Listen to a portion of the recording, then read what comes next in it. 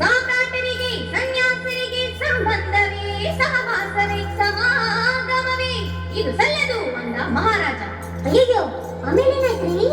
ಕುಲದೇವತೆ ಭ್ರಮರಾಂಬೆ ಬಂದು ಮುತ್ತಿಗೆ ಹೇಳಿದಳು ರಾಜನಿಗೆ, ಮದುವೆ ಮಾಡು ಮಗುವಿಗೆ ರಾಜಿ ಹಾಡು, ಲೋಕದಿಂದ ಮಗಳ ಪವಾಡ ನೋಡು, ಎಡುಕೊಳ್ಳದ ಎಲ್ಲಮ್ಮ.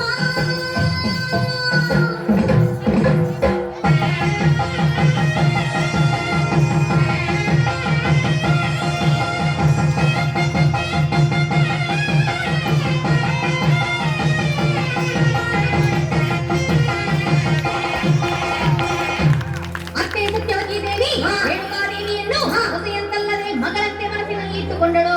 ಹೌದ್ರಿ. ತನ್ನ ಮಗ ಜಮದಗ್ನಿಯ ಕೈಯಲ್ಲಿ ರೇಣುಕೆಗೆ ಕೈಯನ್ನಿಟ್ಟು, ಮಗನೇ ಇಂದಿನಿಂದ ನೀವು ಇಬ್ಬರಲ್ಲ ಒಂದೇ ಎಂದರು. ಪ್ರಕೃತಿ ಪುರುಷರು ಇಬ್ಬರಲ್ಲಿ ಒಂದಾದಲ್ಲಿ ಪಾವನ ಜೀವನ ಸತವಾಗಿ ಆನಂದವಾಗಿ ಸುಂದರ ಸೃಷ್ಟಿಯಲ್ಲಿ ಸುತ್ತಿ ತಂದರು. ನಲ್ಮೆಯಿಂದಾದರು ಮಕ್ಕಳಾದರು. ಸಾವಿರ ಜನ ಸಂರಕ್ಷಣೆ ಮಾಡೋ ಸಂಕಲ್ಪದಿಂದ ಸಾಕ್ಷಾತ್ ಶ್ರೀಹರಿ ಸಾಗಿ ಬಂದ ಸಂತೋಷದಿಂದ ತಾಯಿ ಗರ್ಭಕ್ಷೇತ್ರದಲ್ಲಿ ವಾಸ ಮಾಡಿದ ಅಪರ ರಾಮಭದ್ರ ಅವತಾರವೆತ್ತಿದ. ಯಶೋಧನರು ಐವರು ಮಕ್ಕಳು ತಪೋವನಗಳಿಗೆ ಸೇರಿ ಹೋದರು. ವಿರಾಟಲೋಕ ಸಿದ್ಧಿಯಲ್ಲಿ ಪ್ರಬುದ್ಧರಾದರು, ಪ್ರಸಿದ್ಧರಾದರು. ಜಗಜ್ಜೀವನ ಚಕ್ರದಲ್ಲಿ ಜಮದಗ್ನಿ ರೇಣುಕೆಯ ಕಾಮ ಪ್ರೇಮಗಳ ಗೃಹಸ್ಥಾಶ್ರಮ ತೀರಿತು. ಯಮ ನಿಯಮಗಳ ಬಾಣಪ್ರಸ್ಥಕ್ಕೆ ಹೆಜ್ಜೆ ಇಟ್ಟರು. ಯಜ್ಞ ನಿರ್ವಹಣೆಗಾಗಿ ಮಲಪ್ರಭೆಯ ಪುಣ್ಯ ತೀರ್ಥ ಬೇಕು. ನಾಗರ ಹಾವಿನ ಸಿಪ್ಪೆ ಮೇಲೆ ಮರಳಿನ ಮಡಿಕೆಯಲ್ಲಿ ನೀರು ತರಬೇಕು. ಸಾಧ್ವಿಗೆ ಋಷಿಯಾಗಿ ಸ್ವಲ್ಪ ಕಲ್ಪಾಂತರಗಳಲ್ಲೂ ಕಂಡು ಕೇಳದ ಆಜ್ಞೆಯಮ್ಮ. ತುಂಬಿ ಹರಸಿ ಕಳಿಸು ಬಂದೆ ನಂಬಿ. ಓಂ ಪತಿದೇವಾಯ ನಮಃ.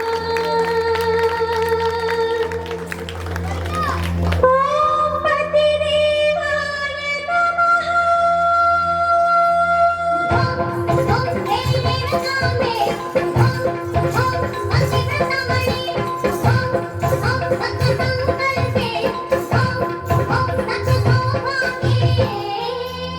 ಎಡುಕೊಳ್ಳದ ಎಲ್ಲಮ್ಮ.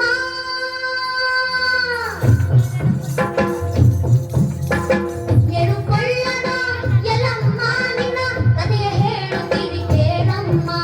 ಮಕ್ಕಳು ನಾವು ಮಕ್ಕಳು ನಾವು ಮಕ್ಕಳು ನಾವು ನಿನ್ನ ಒಬ್ಬರು ನಾವು. ಎಡುಕೊಳ್ಳದ ಎಲ್ಲಮ್ಮ.